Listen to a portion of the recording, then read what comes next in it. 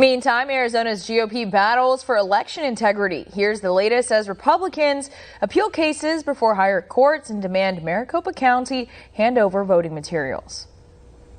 This election is far from over.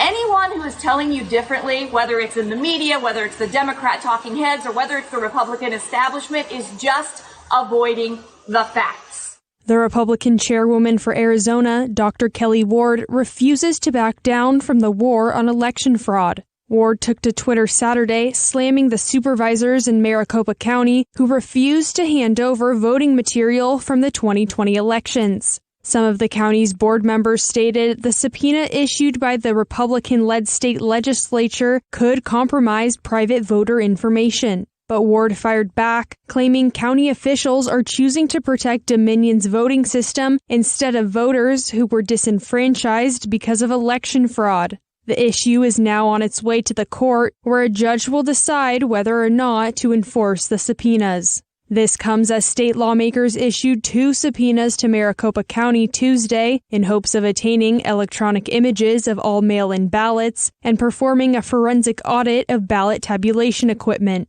Meanwhile, other efforts against election fraud are underway, including 2 legal cases being appealed to the higher courts, one of which the GOP hopes to bring before the U.S. Supreme Court. Our case is now docketed by the Supreme Court, and it should be going forward. We will find out if they are going to accept it and if they're going to allow us to have expedited consideration.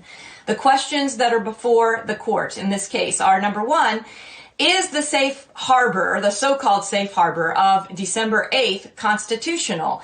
Did it allow enough time for us to discover and expose anything that was going on related to our presidential electors? The court has yet to confirm if they will take on the case.